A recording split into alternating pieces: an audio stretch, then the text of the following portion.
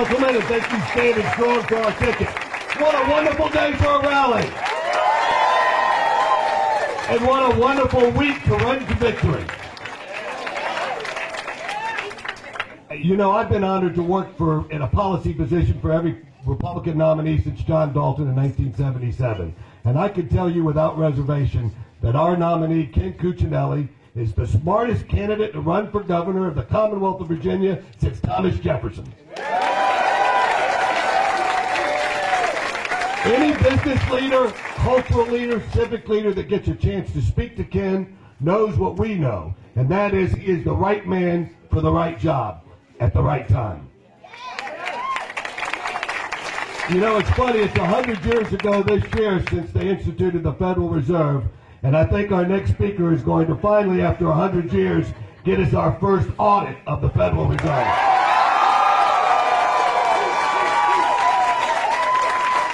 And I think it's very telling that the Democrats have got a former president campaigning around the state because, let's face it, all they've got is old ideas. Where the Cuccinelli campaign has a future president coming out and campaigning for us around the Commonwealth. Ladies and gentlemen, without further ado, I give you Senator Rand Paul. Thank you. Thank you.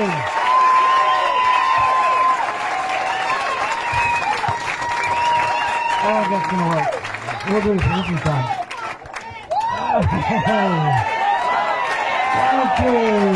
Thank you. Well, the president said you can keep your doctor and your insurance. I'm kind of perplexed, though. It seems like more people have lost their doctor and lost their insurance than have actually signed up. In my state, they keep bragging about how Kentucky's got all these people signed up. Not for insurance. They've all signed up so you can buy them insurance on Medicaid. Now, the president came out today and he said, yes, you can keep your doctor. Well, no. Some of you can keep your doctor, and some of you can keep your insurance. It's sort of like Terry McAuliffe's understanding of the Second Amendment. Some of you can keep your guns. Some of you get the Second Amendment, but he gets to decide. He doesn't want to be too concerned with any of those groups that defend the Second Amendment. He could care less about those groups defending the Second Amendment. Well, what I want to see, what I would love to see for Virginia, is a candidate who defends the Second Amendment and will be a champion of the Second Amendment.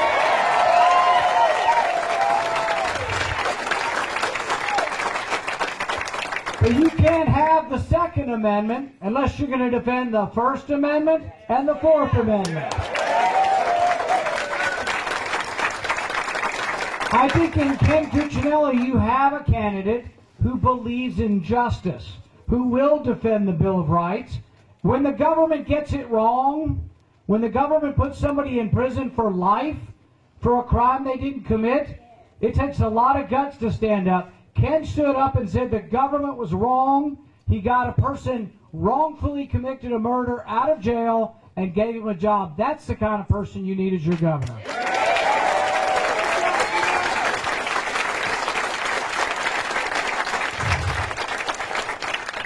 I saw the other day that it's not just some of your phone calls the government's looking at, it's all of your phone calls. They're doing this with one warrant. It's called bulk collection.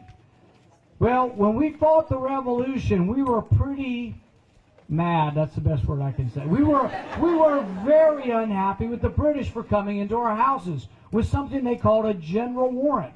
The British soldiers were going from house to house. They called it a writ of assistance. And we were mad. Why were they coming into our house? To make sure we paid our taxes, the stamp tax, which we didn't like because it was passed by a distant parliament. So we passed the Fourth Amendment, and it says you have to name the person, the place, and the things to be gotten. We now have a government that's writing one warrant and applying it to every American. Every American phone call is being recorded and kept. Now, they say it's not the content, but the records of your phone call. All day long, where you are, what you've done is being recorded and collected by the government. While this is not primarily a state issue, This is something where if you have a candidate who believes in the right to privacy, who believes in the Fourth Amendment, and will say no to a federal government spying on its citizens, that's Ken Cuccinelli.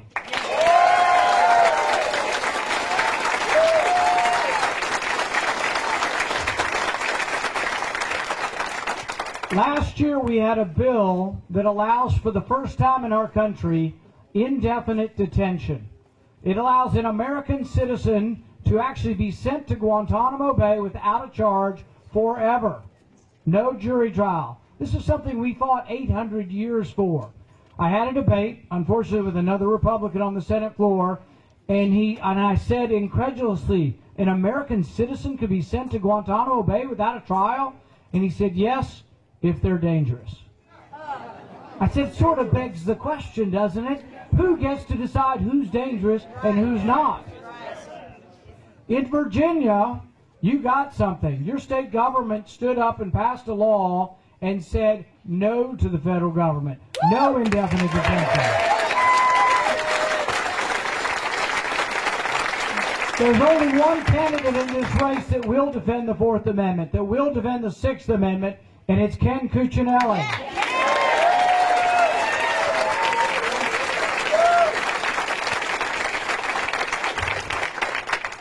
And I don't know about you, but once Nanny Bloomberg gets his foothold down here, once he takes your guns, he's coming after your big gold. I heard that Terry McAuliffe's been raising a lot of money, most of it not in Virginia. Right. I heard that the most common zip code is 90210. Anybody know where that is? That says enough. So Hollywood liberals, Beverly Hills, think they can elect somebody in Virginia. What I'm telling you is you need to leave here and make sure all of your neighbors tell Nanny Bloomberg to go back to New York.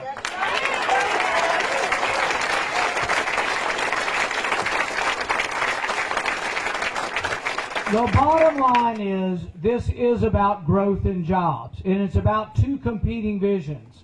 On the one hand, you have Terry Santa Claus McAuliffe, who will give you everything you want, but he just won't tell you he's going to have to raise your taxes $1,700 per family to pay for it. That will cripple job productions. It will cripple the economy. It's not good for Virginia. And on the other hand, you have a candidate who says he will lower taxes by $700 per family. That will allow your economy to grow. It will allow your kids to move out of your basement. But it is two competing versions. One version believes the government can do everything and it won't cost you any money, it's free. The other version is we have to spend what comes in, we have to be responsible, and that the way we grow is by getting a candidate who believes in less taxes, less regulation, and a balanced budget. There's only one candidate. He's my friend, and I want you to greet your next governor, Ken Cuccinelli. Thank you.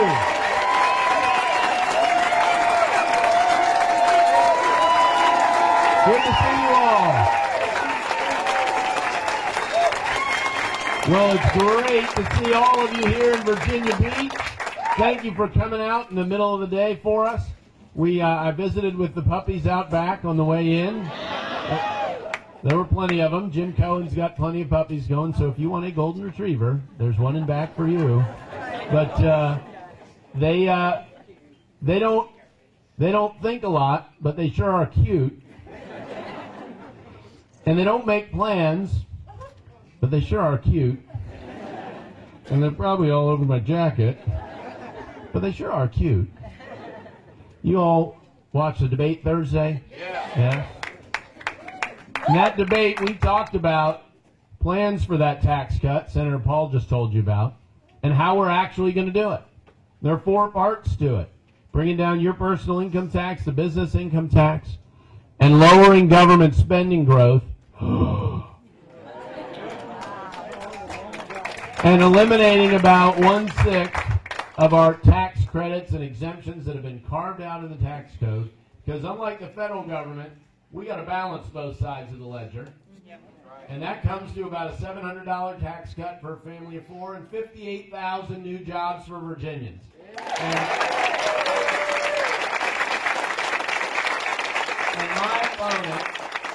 my opponent believes government is the answer to everything, and he can't walk in a room without promising them something. He can't do it.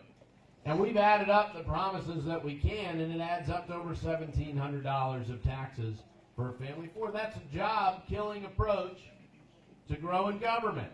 Actually, growing government is a job-killing approach. And his solution to every challenge is more government. You know, a lot of Republicans, I know most of y'all probably are, I hope there's a lot of others, we talk about limited government all the time. Well, what does it mean? What does it mean? In the real world, what does it mean?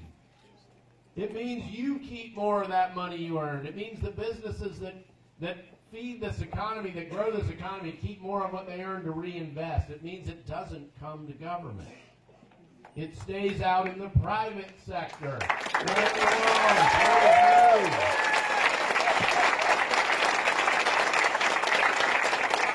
Now, just because this is the only way that's been proven over the long term to ever grow an economy, doesn't mean there might not be alternatives. It just means there might not be alternatives that can work. And that's what Terry's offering. And his offering is more and more government. You know, I told you he can't go into a room without promising something. I've been endorsed by the Northern Virginia Technology Council's Tech Pack in Northern Virginia. That's good. And when they found out I was getting endorsed, the other side started bullying them. Yes, to try and they bully did. them out of the endorsement. Yep. And because of that, it made news for about a week. And we learned about some of what was discussed in front of that PAC board. Now, I knew what was discussed in my interview. I was there. But when Terry was there, he got asked about one particular law. He didn't know what it was, and he said, I don't know what that is. It was a uniform law, so it was one of these ones that might be applied in a lot of different states. And he turned back to the questioner and said, well, do we want to be in that? And the guy said, well, yes, we do. And he said, well, then we will be.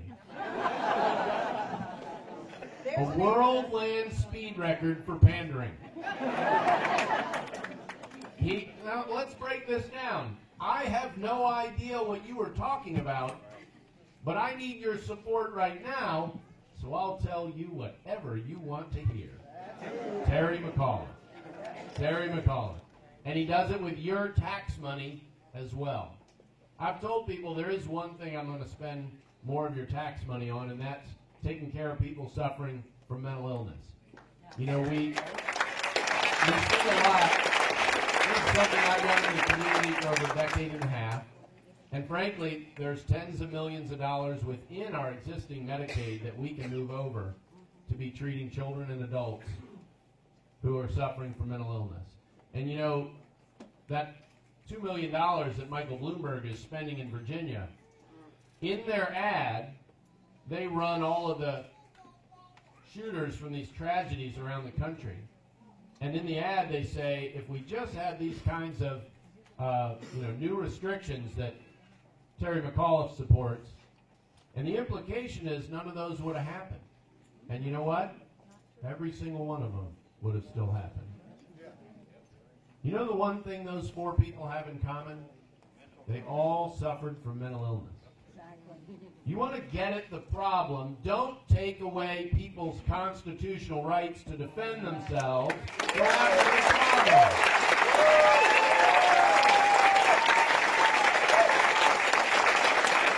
I've been going after that problem for a long, long time.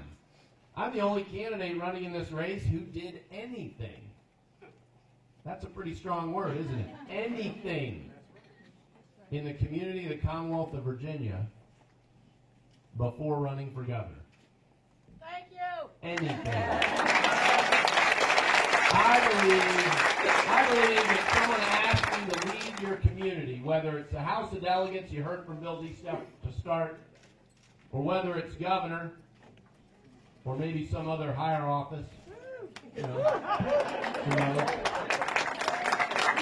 they should.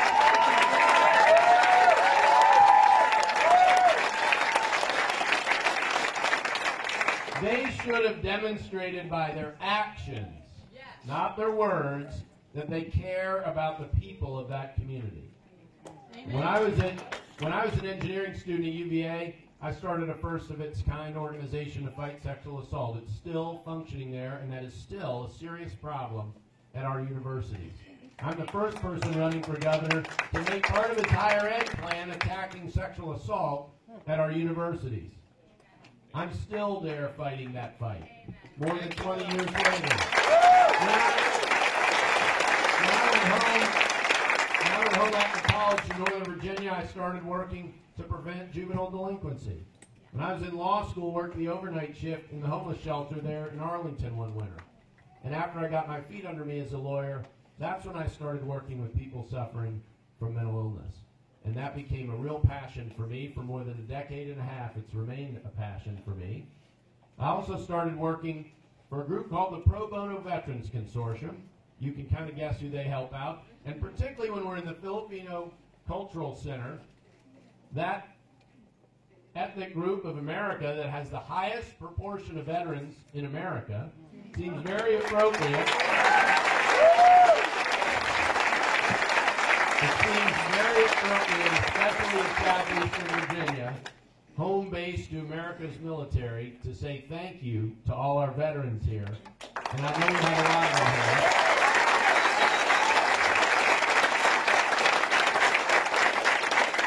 And I learned an awful lot about their wrestling matches with the VA when I was working for that group, which I didn't know then, but 10 years later, as Attorney General, I used to change how we train our Veteran Services agents who aren't lawyers, but they play one in the VA on behalf of Virginia's veterans. And I've had a great partner in that in Paul Galante, one of the greatest war heroes Virginia's ever produced. He's supporting me in this race because I'm supporting veterans as Attorney General. You know, and you all have done other things in your community, whether it's, Cub Scout troop, whatever it is. And I think it's reasonable for you to expect of the people running for governor that they've already demonstrated that commitment to you. And I'm the only candidate in this race who can demonstrate that commitment to you. And I think that's really important.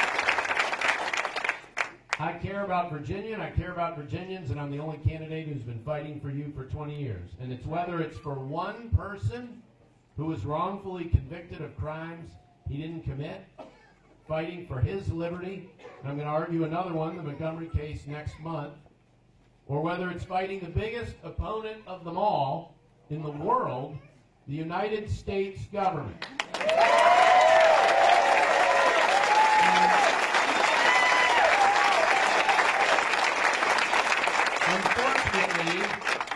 Unfortunately, we've had plenty of opportunities to wrestle with that one.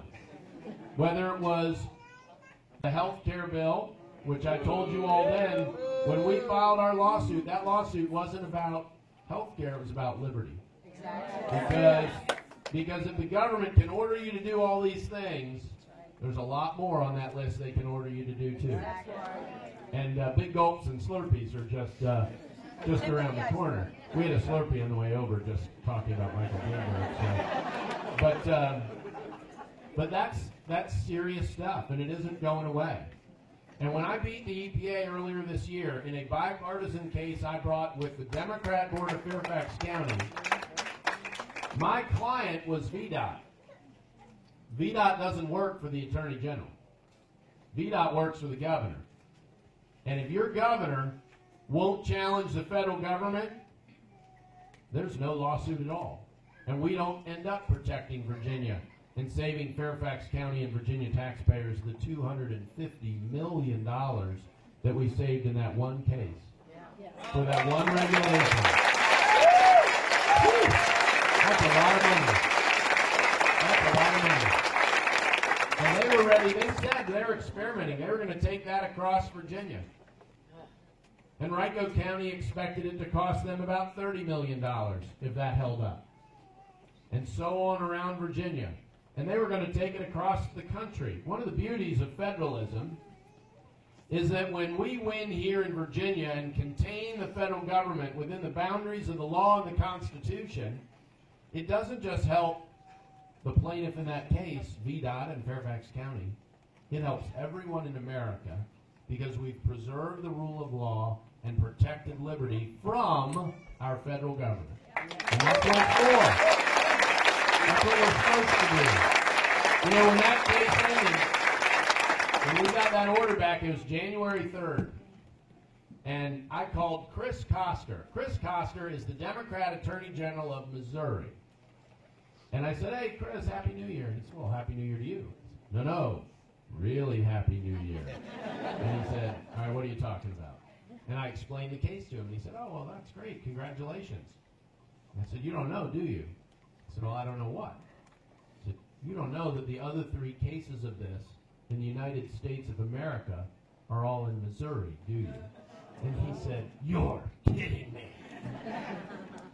In Missouri, the Attorney General wasn't in those cases with him. It was each local government defending themselves. Needless to say, I hit send to send that order on over, and Missouri used it to defend themselves. Good for them. Because the same rule of law applies against the federal government everywhere.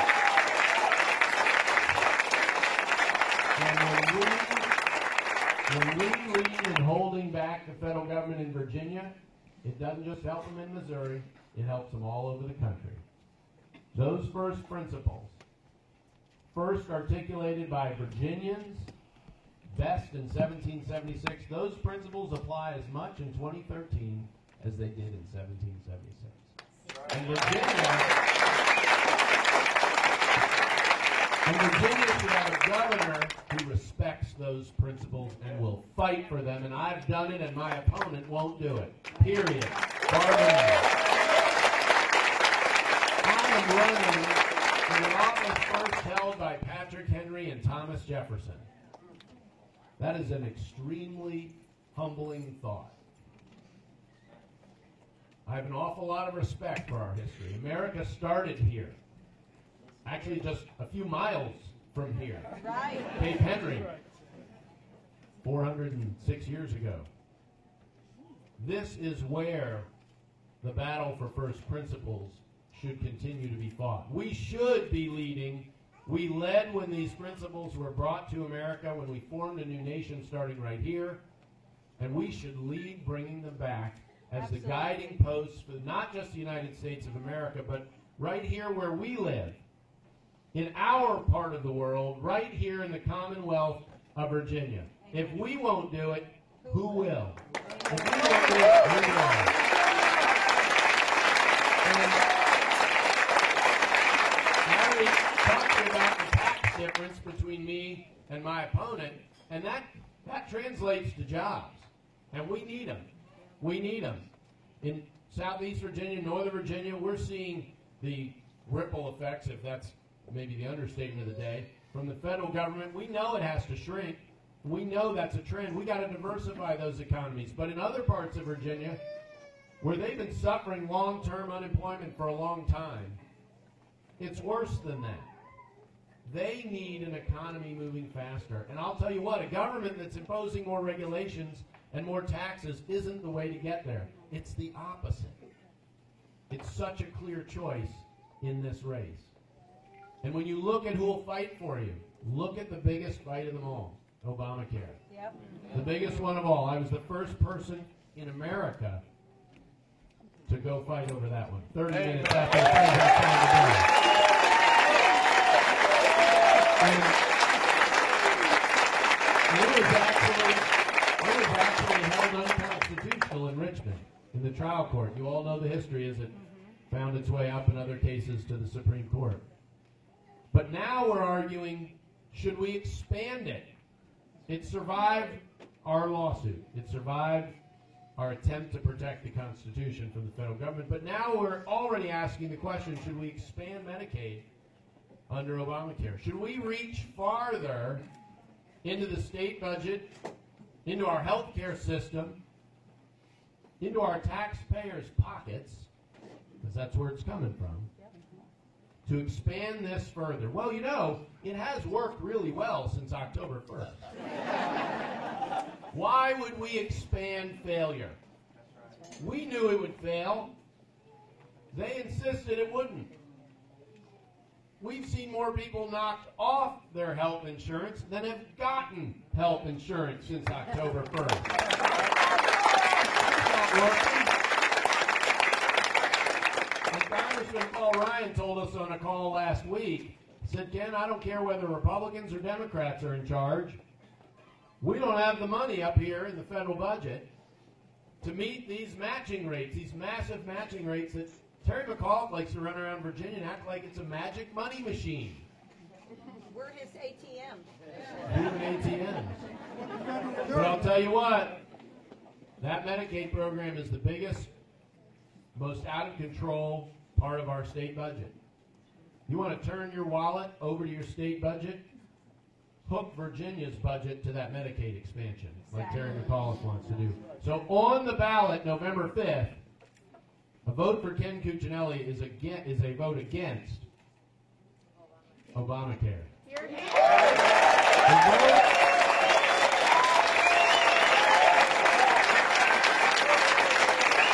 The vote on November 5th for Terry McAuliffe is to keep expanding Obamacare.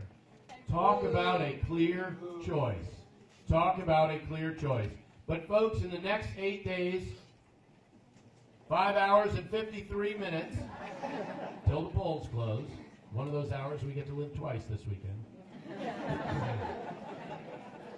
I need your help to communicate these choices. They're as clear as they can be.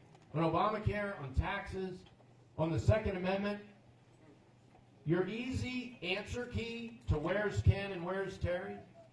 Bigger government will lead you to Terry's position. Yep. Smaller government will lead you to mine. Yep. Every single time, on every program. And I need your help. I need your help at work. I need your help in your neighborhood. I need your help at church this weekend. And if you can take days off between now and next Tuesday and through next Tuesday, we can use your help getting our positive message for economic growth, expanding personal freedom, and Yes. reining in the government Yes. to every voter in Virginia. And that's how we win this race in the next 8 days. That's how we're going to do it. And I see signs here. Make sure you got one in your yard. If the back of your vehicle doesn't have a Cuccinelli bumper sticker on it, your backside is immodest, electorally speaking. And you need to do a little something to cover that up. Well, we have a lot of letters we can help you with in my last name. So please grab one of those bumper stickers. But also, get with Ashley, get with the folks down here to help us with the door knocking. There's been a real push. There's folks who are absolutely committed getting out and hitting doors for us. The weather, hey, perfect. Cloudy, but not raining. Oh, perfect. We're perfect for door knocking. So no excuses. And I'll tell you what, if you find yourself between 9 a.m. and 9 p.m. any day and you're watching, say, Fox News, I want you to hear this little voice in the back of your head. You should be making phone calls. Come on now. A lot of people before us have put a lot more on the line than anybody here is going to have to do in the next 8 days. So let's leave it all on the field and win this race, guided first and always by the first principles of this country. Thank you all very much. God bless you.